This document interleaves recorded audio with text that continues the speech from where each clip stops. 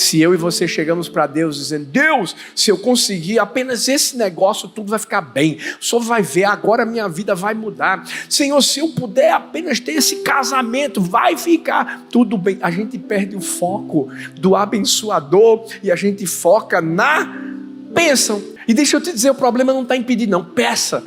A Bíblia diz assim: peça que eu vou dar. O problema é desfocar. Tira os olhos do abençoador e coloca na bênção. Jesus é o nosso Rei. Sabe por que eu estou falando isso? A gente precisa ter muito cuidado para a gente não colocar no trono do nosso coração qualquer outra coisa que acabe se tornando rei ou um ídolo na nossa vida. E se tem uma coisa que muitos, e eu estou pregando para a igreja do Senhor,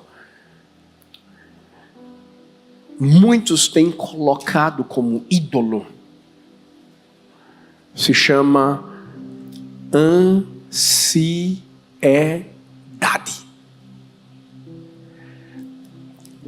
A gente nunca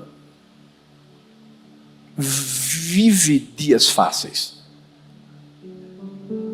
A Bíblia diz que no mundo a gente vai ter aflições. A Bíblia, Deus nunca escondeu absolutamente nada de mim e de você. Mas a Bíblia diz assim: tende bom ânimo. Tende bom ânimo. É uma promessa. É uma ordem, é um direcionamento. Por quê? Porque a Bíblia diz que Jesus venceu o mundo. E se é Ele que vive em nós, a gente também vai vencer. No nome de Jesus. Vou repetir isso. A gente também vai vencer em nome de Jesus. E uma das aflições que a gente vive é a ansiedade. Será que você está aqui e você não está conseguindo dormir à noite? Por quê? Porque os pensamentos, as incertezas diante das circunstâncias que você está vivendo tem feito você imaginar coisas que talvez nunca vão acontecer. Mas a ansiedade, através do medo, está roubando a paz, está roubando a alegria e está roubando a fé que você e eu deveríamos estar tendo em Deus.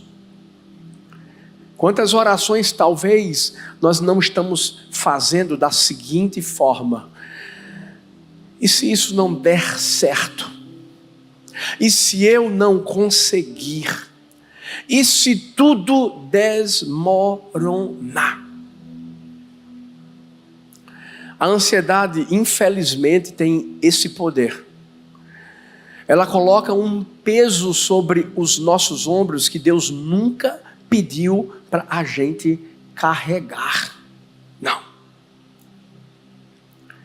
E ela começa a transformar possibilidades nos piores cenários possíveis dentro da nossa cabeça.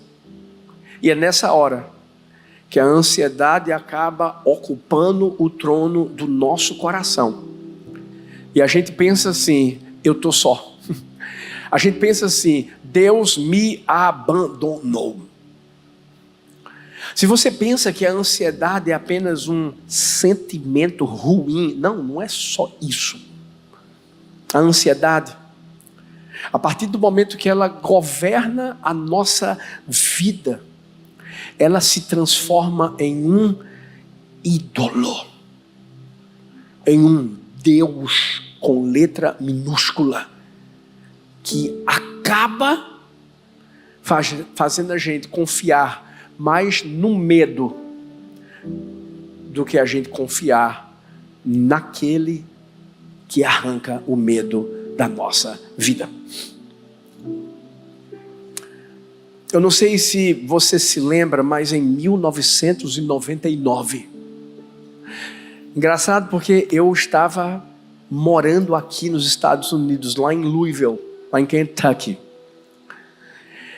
E eu comecei a ouvir falar de um tal de Y2K, o bug do milênio. Eu lembro como se fosse hoje, na high school, tendo palestras. Eu via vídeos na sala de aula falando sobre o Y2K. Porque, para quem ainda não era nascido nesse tempo dos anos 90, as pessoas que projetaram os computadores, eles tinham pensado assim: eu acho que esses computadores não vão resistir até o ano 2000. Então, eles começaram a colocar assim, por exemplo, se era 1975, no finzinho, eles só colocavam 75. 80, colocava 1980, só 80. E aí, quando chegou em 99, algumas pessoas começaram a especular, gerando ansiedade na alma de muita gente, e dizia assim: vai ter um bug. Se você estiver viajando no avião, cuidado, pode cair. Ei, vão pegar, vai pegar todo o seu dinheiro do banco, vai dar uma loucura no sistema bancário, né? Gente, bilhões de dólares foram gastos para tentar resolver esse problema. O medo começou a se instaurar na vida das pessoas de tal forma. E eu ia voltar para o Brasil justamente na virada do ano. Eu disse: pronto, vou morrer. É agora? É agora. Outros diziam assim: Jesus está voltando. Eu estudava num colégio cristão, particular, batista. E o pessoal dizia assim: rapaz, assiste aí que Jesus está voltando. Ainda bem que deu certo. Cheguei no Brasil.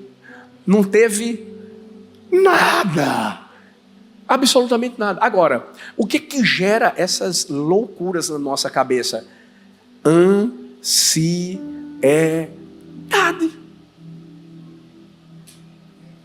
Quantas vezes a gente não faz a mesma coisa, mas com histórias diferentes? Escuta isso. A ansiedade não previne desastres. Ela os manufatura. Cria.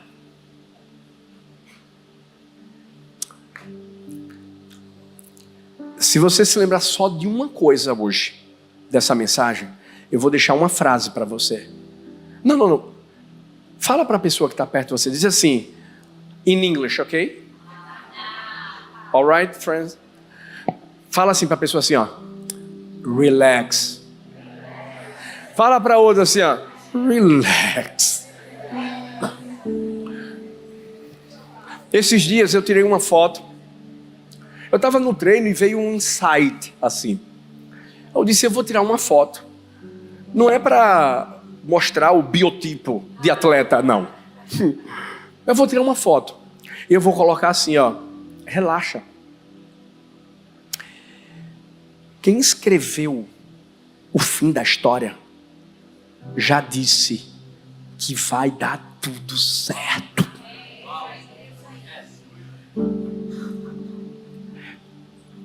Se eu deixar a ansiedade dominar minha vida, vem a minha humanidade. Mas se eu deixar a minha fé em Deus dominar a minha vida, aí vem, sabe o que? A minha espiritualidade. Vem a parte em que eu entendo que tem um Deus que cuida de mim. E aí eu relaxo. O mundo pode estar acabando, caindo. Eu só estou assim: meu Deus, que massa, vou subir. Porque é essa certeza que a gente traz. Então, O que é que a gente precisa entender para vencer o ídolo da ansiedade? Primeiro, entenda o silêncio de Deus e a pressa do homem. Existe um texto lá em Êxodo 32, a partir do versículo 1, que diz assim: quando o povo viu que Moisés, presta bem atenção nesse detalhe, demorava a descer do monte, reuniu-se ao redor de Arão e lhe disse: venha, faça para nós deuses que nos conduzam. Quanto a esse Moisés, o homem que nos tirou do Egito, não sabemos o que lhe aconteceu. Respondeu-lhes Arão: tirem os brincos de ouro de suas mulheres, de seus filhos e de suas filhas, e tragam-nos a mim. Todos tiraram seus brincos de ouro e os trouxeram a Arão. Ele os recebeu, fundiu o ouro e o trabalhou com um cinzel, dando-lhe a forma de um bezerro. E eles disseram: eis aí os seus deuses, ó Israel, que tiraram vocês do Egito. Para você que conhece a Bíblia, porque eu creio que todo mundo aqui lê a Bíblia. Misericórdia. Para você que conhece a Bíblia, porque eu creio que todo mundo aqui lê a Bíblia. Pela fé. Se não fazia, começa hoje. Sabe, desde 12 anos de idade, eu fui ensinado desde pequeno, mas quando eu cheguei nos 12 anos, eu disse assim: nunca mais eu tomo café, nunca mais eu como nada sem ler a Bíblia primeiro, sem ouvir a voz do meu Deus, sem saber qual é o direcionamento que Ele vai dar para a minha vida. Eu posso estar onde eu estiver, estou no avião, estou no trem, estou em qualquer lugar. Epa, chegou a hora, o cara pode estar servindo caviar. Eu estou dizendo assim: tem algo que é mais importante para a minha vida. É a palavra. Contexto histórico. Historiadores acreditam que isso aconteceu por volta de 1448 a.C. Nesse momento, o povo que estava 400 anos na escravidão foi liberto e Deus usou Moisés. Esse povo viu 10 pragas alcançando os egípcios. Esse povo saiu do Egito, ficou na frente do Mar Vermelho. O Mar Vermelho se abriu. Esse povo agora estava vendo o seu líder subindo o Monte Sinai para receber direcionamentos, mandamentos que fariam com que eles se aliançassem mais ainda com Deus e que a bênção de Deus fosse ainda mais derramada sobre a vida deles. Eu estou falando, esse povo é o povo de Deus. É por isso que eu estou pregando para mim, eu estou pregando para você. Porque o que é que vai acontecer? A Bíblia diz assim, quando passaram-se 40 dias, o povo viu que Moisés demorava. A gente às vezes pensa que a espera é um ato passivo, mas não é. A espera é uma atitude, um ato ativo. Por quê? Porque é aí que a espera vai revelar em quem nós confiamos naquele momento. O texto diz que Moisés demorou. Moisés não desapareceu, gente. Moisés estava recebendo algo da parte de Deus. No hebraico, literalmente, é como se a Bíblia dissesse assim: houve uma pausa inesperada. A Bíblia não está dizendo que houve um abandono. Não. O povo estava numa lacunazinha entre a promessa de Deus e entre o silêncio de Deus. E quem sabe nós também não estamos nessa lacuna. E a gente sabe que quando a gente está entre o que Deus já disse e a gente está entre o que Deus não está mais dizendo, se nós nos precipitarmos e nós formos apressados, nós vamos perder o que Deus tem para a nossa vida. O silêncio de Deus é intencional. E é nessa hora que a ansiedade quer mais crescer. É nessa hora que a ansiedade quer dominar. Sabe o que é que vai acontecer? Depois de 3 a 4 meses que eles são libertos da escravidão, esse povo começou a questionar a fidelidade de Deus.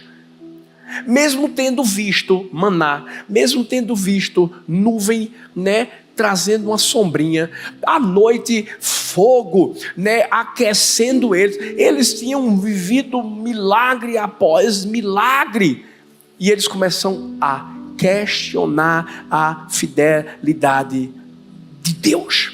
Sabe por quê? A gente começa a questionar a fidelidade de Deus quando Deus não faz as coisas do nosso jeito e no nosso tempo. É isso.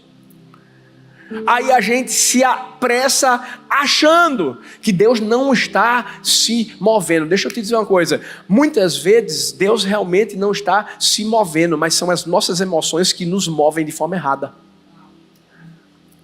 Tem momentos em que Deus está simplesmente esperando a hora certa de agir. E se a gente não entender isso, são as nossas emoções que vão nos mover. Por quê? Deus é consistente. Deus permanece fiel a tudo o que Ele diz. Agora, nossas emoções são inconstantes. São vacilantes. Uma hora você está dizendo assim: Deus é bom demais, como eu amo esse Deus, olha o que Ele está fazendo por mim, glória a Deus, porque o povo fez isso, diante do mar vermelho, diante de tantas circunstâncias que eles viveram. Aí tem uma outra hora que daqui a pouco, desce, e aí você está dizendo assim: eu não quero mais Deus, eu não vou mais para a igreja, eu não vou mais para a célula, eu não quero mais saber de nada. A gente precisa ter cuidado. Uma hora a gente está fazendo oração de fé, outra hora a gente está dizendo assim: será que Deus vai responder a minha oração? Será que Deus vai garantir com que eu receba para eu pagar meu aluguel? Será que Deus vai me dar um filho? Porque até hoje eu estou esperando. Será?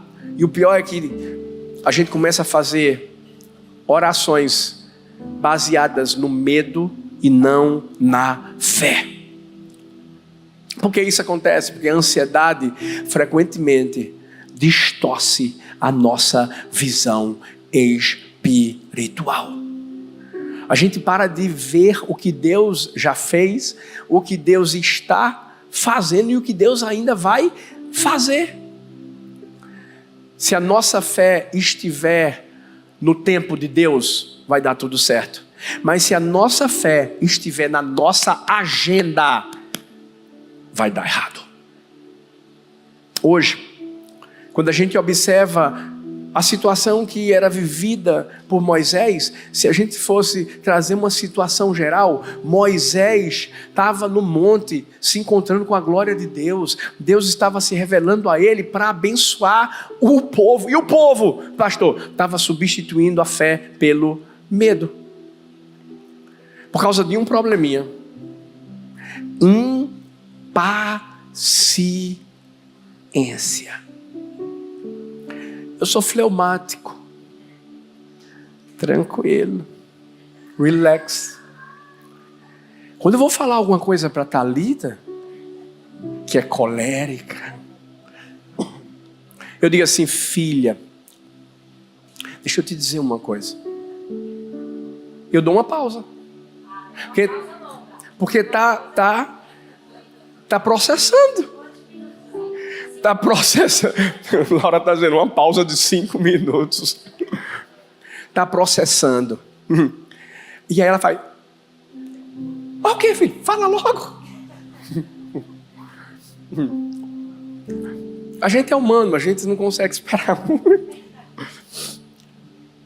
Mas escuta, tem vezes que Deus faz assim com a gente. E Deus está querendo testar a gente. Será que Ele vai continuar confiando? Ou será que a impaciência vai distorcer a visão? Por quê? Porque, filhos, a impaciência dá permissão à ansiedade para reescrever nossa história. E essa reescrita não é boa. Não é. Uma impaciência, infelizmente, alcançou e impactou uma geração inteira. Silêncio de Deus não é abandono. Quantas vezes eu não orei, quantas vezes eu não clamei e Deus não disse nada. Não quer dizer que Ele estava me abandonando, era um teste. Ele vai continuar confiando. É isso para mim, é isso para você. A gente acaba nos momentos de impaciência e de ansiedade perdendo o que Deus guardou para nós. Em qualquer área da vida. Saul perdeu o que Deus tinha para a vida dele, porque foi impaciente, porque permitiu que a ansiedade se assentasse no trono do seu coração. Gente, por 400 anos o povo estava orando, me manda um libertador. Deus mandou um libertador. O coitado de Moisés só ficou 40 dias lá, ouvindo a voz de Deus, recebendo o que Deus estava trazendo para abençoar a vida do povo. E eles simplesmente permitem que a ansiedade e a impaciência destruam tudo. Deus tem uma resposta para a nossa oração. Ele tem sempre. Mas a gente tem que entender que durante o tempo de silêncio, Ele não só está trabalhando por nós, Ele está trabalhando em nós. Trabalhar em nós é muito melhor do que por nós. Porque Deus já tinha trabalhado pelo povo, já tinha tirado da escravidão do Egito, já tinha feito muitos milagres, mas chegou a hora em que Deus tinha que dizer assim para eles: agora chegou a hora de eu trabalhar no coração de vocês. Por quê? Porque se Deus não trabalha em nós, Ele pode fazer o que for por nós, mas a gente acaba caindo no erro da ansiedade. E aí sabe o que é que acontece? Vem uma mudança de perspectiva sobre Deus.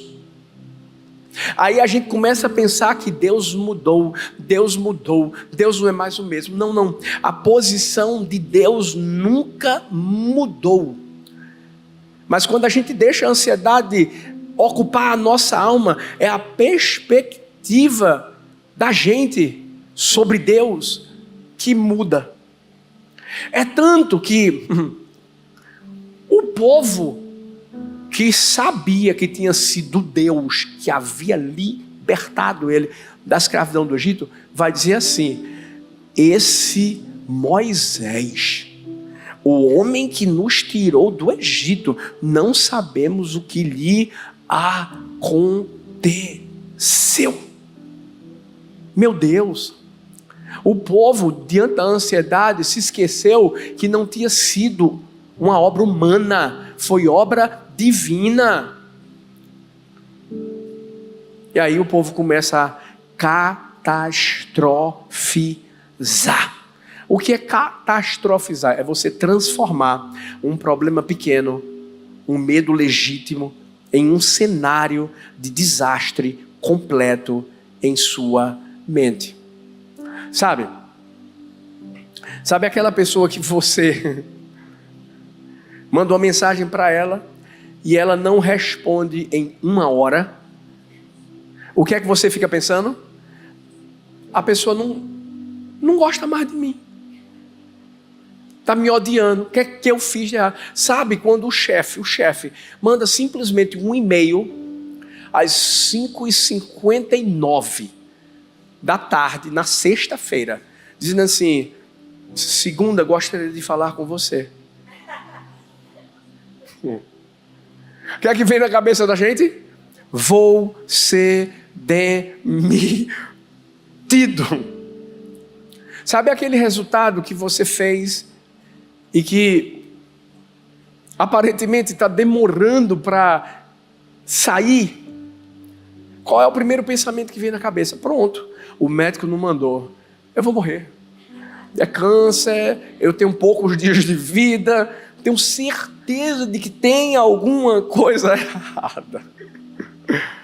Catastrofizar é você colocar mais energia, esforço para surtar com um futuro que ainda nem chegou e talvez nem vai chegar.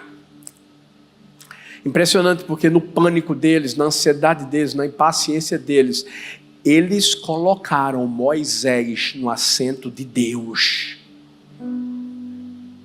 Moisés passou a ser o centro.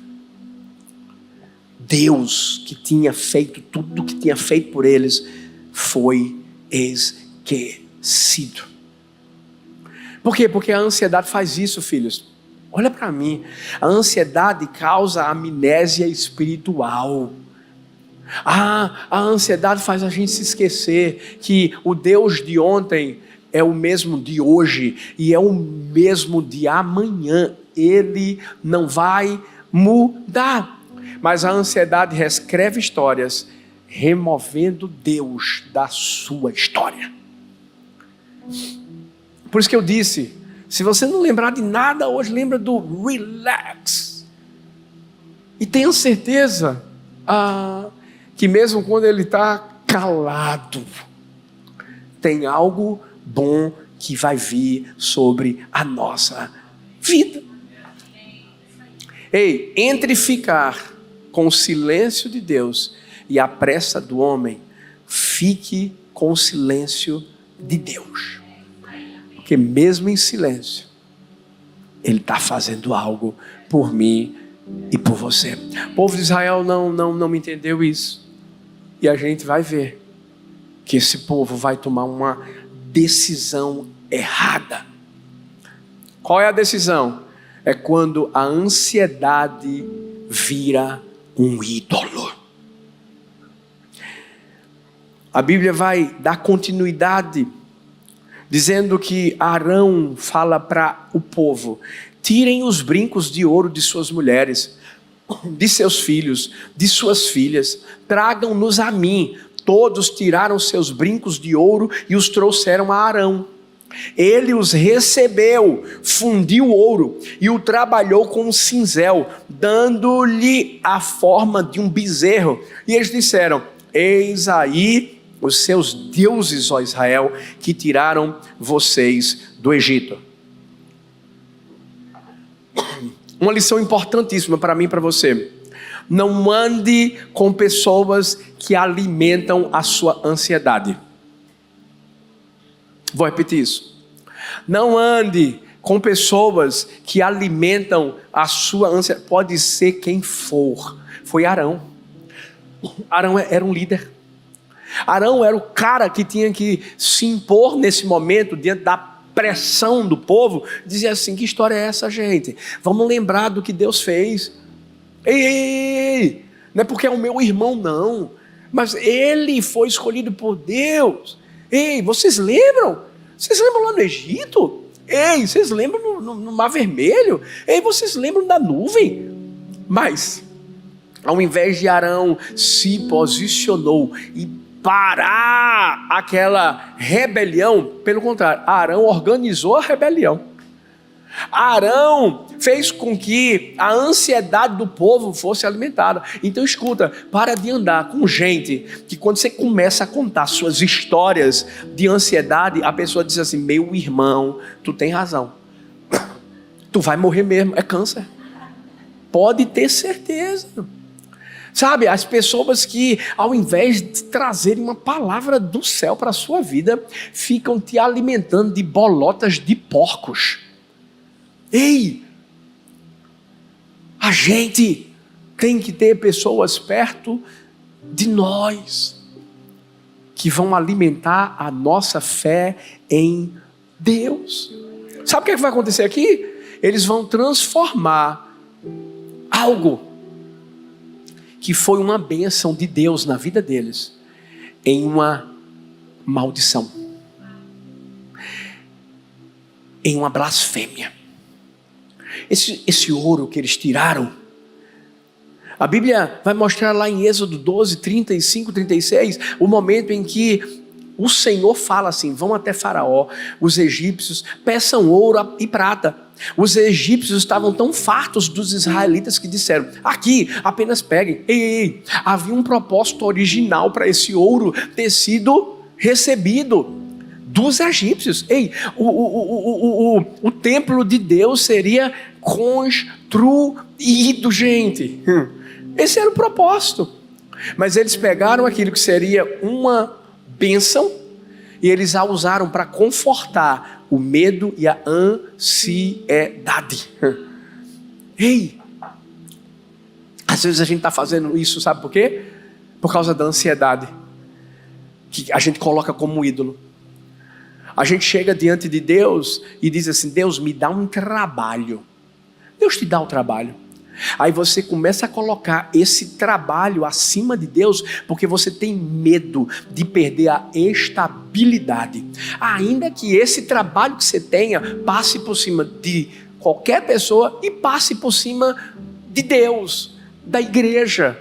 Vou trabalhar, não tenho tempo de buscar Deus. Como Thalita disse, não tenho tempo de usar meu dom, não tenho tempo de usar meu talento, não tenho tempo de me voluntariar, porque eu trabalho demais.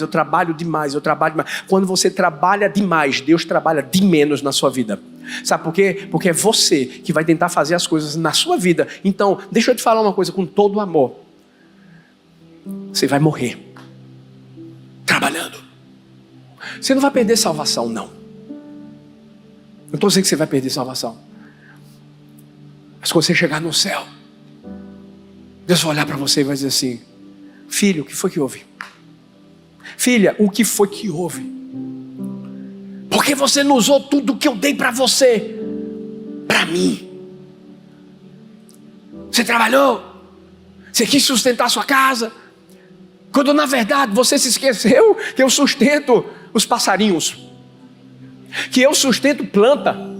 Como é que você não acha que eu não vou sustentar a sua vida? Sabe, esses dias eu estava andando com Joy. Todo dia ela está lá. Ela sabe a hora que eu chego. Eu nunca pensei que eu ia falar assim, desse jeito, de uma cachorra. Rapaz, ela sabe que eu vou chegar, vou levar ela para passear, fazer as necessidadezinhas dela. Ela sabe que vai comer na hora certa, sabe que vai ter a aguinha dela, vai ter o denguinho, vai ter o cuidado, vai ter o cafuné. Ela sabe. E esses dias, meu Deus, eu estava andando com o Joy e Deus disse assim: filho, eu sei que é uma comparação um pouco, mas Deus disse assim: eu faço a mesma coisa com você. Todo dia, através da oração do Pai Nosso, a gente diz: dá-nos o pão de cada dia. Todo dia Deus está olhando para mim, para vocês, dizendo assim: calma, filho, relax, vai dar certo. Estou cuidando, não se desespere, não coloca nada como ídolo no seu coração. Mas aí a gente pega o trabalho e faz do trabalho um ídolo. Às vezes a gente está dizendo assim: Deus abençoa a minha carreira. E aí você transforma a sua carreira no centro da sua vida, porque você tem medo de fracassar. E você acha que é a sua carreira que vai completar o seu coração. Não vai. Sabe por quê? Tudo passa. Todo mundo passa, só tem um que permanece. E a gente, quando passar, vai para quem permanece, para viver eternamente com Ele. Aí você diz assim: Deus, me abençoa, eu preciso casar, Deus, eu quero casar, eu tenho que ter um relacionamento, eu tenho que ter uma família. E Deus faz, toma, Deus dá.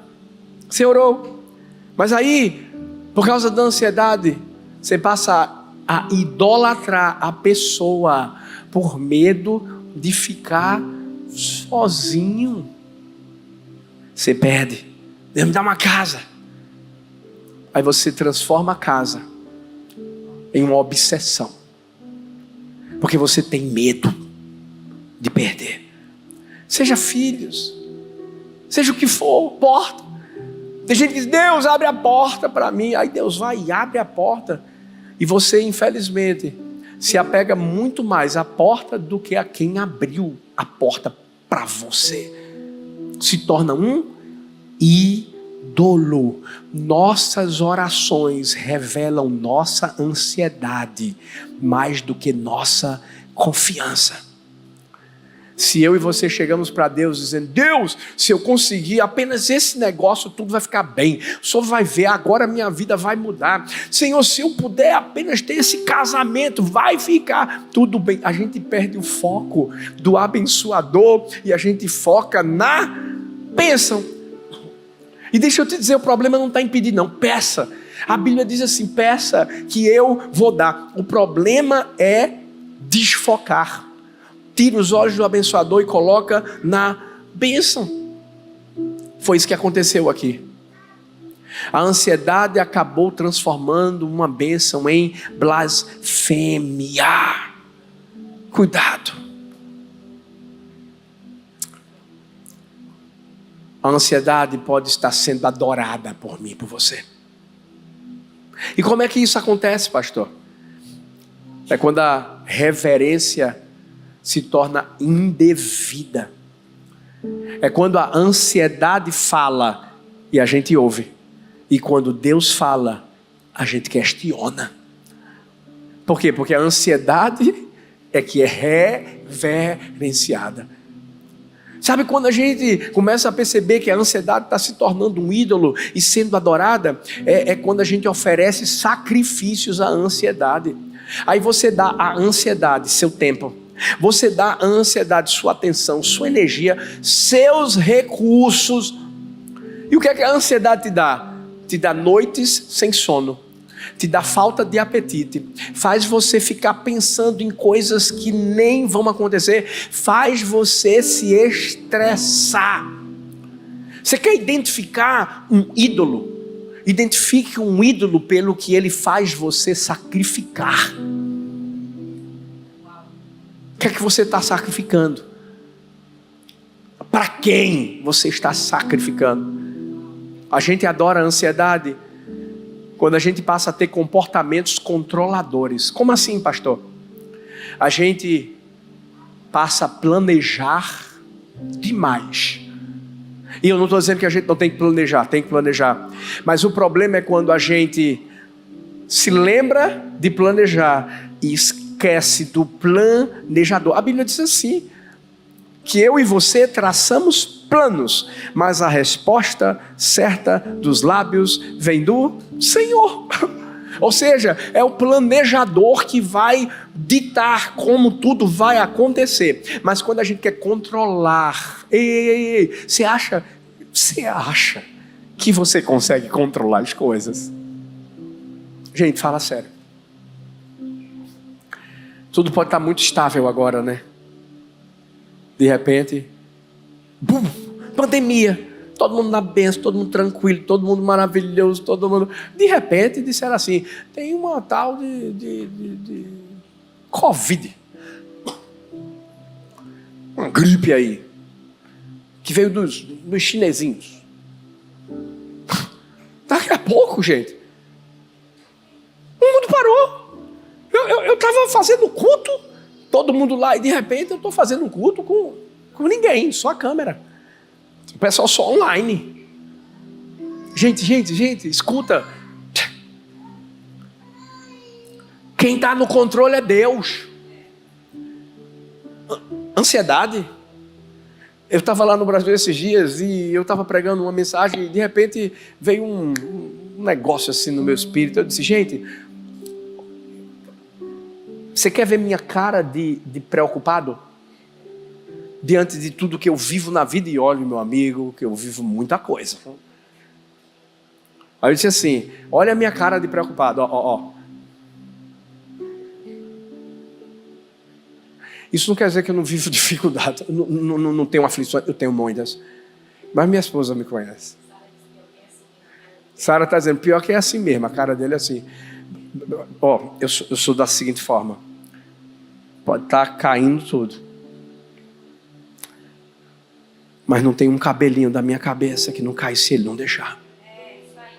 Não tem uma situaçãozinha, seja aqui nos Estados Unidos, seja no Brasil, envolva Alexandre de Moraes ou não envolva. Deixa eu dizer uma coisa, relax. Deus continua no controle, sentadinho no trono.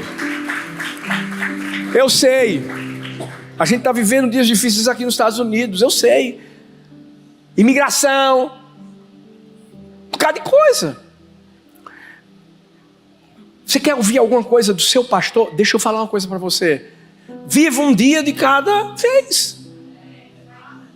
Agora, se você quiser endoidar o cabeção, você vai começar a tomar decisões que Deus vai dizer assim, não, e fez a besteira já. Se você fizer a besteira, acabou. Agora, se você confiar, se você parar de ficar criando um bocado de coisa na cabeça, calma. Deus está no controle. Se for para ficar aqui, você fica. Se for para voltar, você volta. Porque é a terceira coisa que a gente tem que entender aqui, ó. Mesmo se... Gente, a ansiedade diz assim, e se? Quem crê em Deus e sabe que Ele está no controle e Ele está sentado no trono do nosso coração, diz assim, mesmo se. Mateus 26, 39 diz, e indo um pouco mais para diante, prostrou-se sobre o seu rosto, orando e dizendo, meu Pai, se é possível, passe de mim este cálice. Todavia, fala assim comigo, todavia, não seja como eu quero, mas como tu queres. É Jesus. Jesus era humano. Sabe, não é comprovado, não era, mas assim, eu acredito que esse foi o momento em que a ansiedade tentou dominar o coração de Jesus como ser humano. E ele faz uma oração como ser humano, muito clara, dizendo, Deus, se for possível, tem como a gente pular essa etapa? Ele sabia que ia ser preso, ele sabia que ia sofrer, ia morrer, a gente sabia de tudo, tinha uma lança, tinha uma coroa de espinhos, gente, sabia. Mas que oração corajosa que eu e você precisamos fazer na nossa vida, senão a gente deixa Jesus por qualquer besteira. Moisés demorou, morreu? Deus abandonou o povo? Não, Ele só está recebendo algo bom para o povo, e creia nisso. Parece que está demorando, mas é porque Deus está trazendo algo bom para mim, para você. Aí Jesus diz assim, todavia, o todavia é o mesmo se. Mesmo que as coisas não aconteçam do jeitinho que eu gostaria que acontecessem. Quando Provérbios 18:10 diz, alguns confiam em carros, outros em cavalos, mas nós confiamos, Salmo 20, versículo 7, nós confiamos no nome do Senhor. Provérbios 18:10 diz, o Senhor é uma torre forte, Os justos correm para ela e estão seguros. Gente, a fé não ignora medo, não. A fé não está maquiando a ansiedade, não. A fé, na verdade, não está deixando o medo, a ansiedade se sentar no coração, no trono da nossa vida. Talvez você está lutando contra a ansiedade. Sabe, você dentro de casa está dando uma de forte, dizendo, bora, vamos lá, tal. Mas quando você entra no carro, você está chorando, dizendo, Deus, até quando? Deus está ouvindo sua oração. Deus está com você. Ele está muito mais perto do que você imagina. Mas você vai ter que deixar ele fazer do jeito dele. Um dia eu e minha esposa clamamos tanto. Quando nossa primeira filha estava internada, estava na UTI, a gente dizia, Deus, tira ela. Deus, cura ela. A gente estava jejuando. Deus, faz o milagre. Deus não fez. Mas eu e Thalita entendemos que a nossa oração não era e se. A nossa oração era mesmo se. Isso não fez a gente parar. Mesmo a gente tendo que fazer um exame para ver se tinha alguma incompatibilidade genética em mim ou nela. Não. A gente continuou se apegando a Deus. E depois de um ano, olha essa lindona do papai. Vem Sarinha. Aí depois de um ano e pouco, quase 2 anos, vai ver mais uma princesa do papai.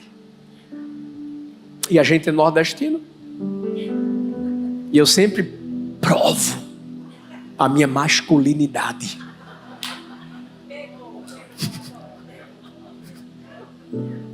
Você, meu amor. Aí veio Helena. Não, se você quiser saber o que é essa piada interna do provar a masculinidade, tem que assistir o culto de casais, do Amor a Dois, que a gente pregou aqui. Aí, inclusive, venha para o próximo. Mas eu não deixei a ansiedade, filhos, se assentar aqui. Eu continuei agarradinho com ele. Mesmo se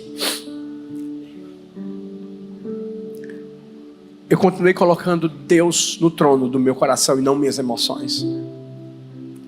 Hoje a gente está aqui. Vai ser a mesma coisa com você.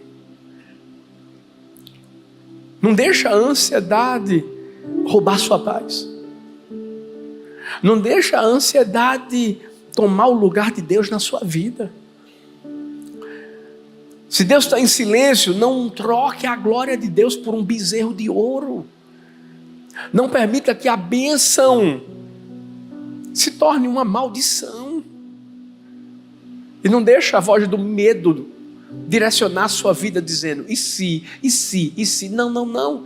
Deixa a voz da fé responder, mesmo se. O que Deus quer que eu e você façamos hoje?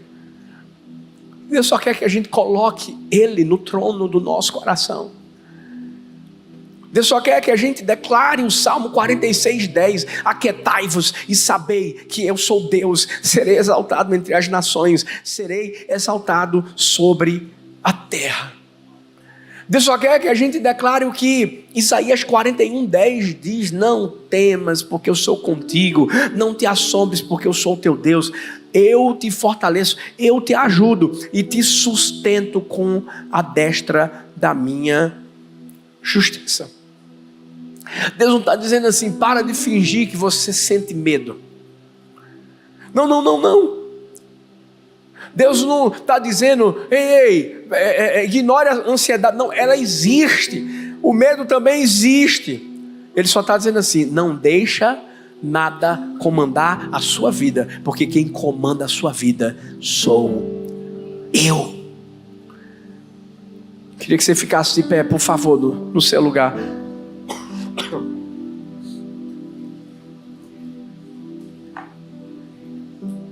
Eu senti no meu coração fazer uma oração por você. Você sabe o que você tem vivido, o que a ansiedade tem tentado fazer com você. Mas hoje a gente vai fazer o que a Bíblia diz: lançando sobre Ele toda a vossa ansiedade, porque Ele tem cuidado de vós. Lembra, não é Moisés não, é Deus. Talvez até hoje você está se agarrando em uma pessoa. Ah não, mas a pessoa disse que ia me ajudar a conseguir o visto. Ah não, é porque fulano disse que ele tem uma porta maravilhosa para mim. Não, deixa eu dizer, Deus usa qualquer um que Ele quiser, mas o alvo é Ele. Talvez você vai estar vivendo uma estação na sua vida onde mais responsabilidades vão vir. Relaxa, Deus vai continuar cuidando de você. Eu quero fazer uma oração só por você que quer derramar o seu coração na presença de Deus e dizer para Deus: Deus, eu estou pegando tudo que me preocupa, eu estou colocando nas tuas mãos. Por quê? Porque a Bíblia diz assim: vinde a mim, todos vós que estáis cansados e sobrecarregados, e eu vos aliviarei. Ele manda a gente tomar o jugo dele, o fardo dele. Não é a ansiedade, não são os problemas que você vai colocar sobre sua vida, não. Você vai colocar sobre Deus tudo isso, e aí você pega o jugo e o fardo dele, que é suave, é tranquilo.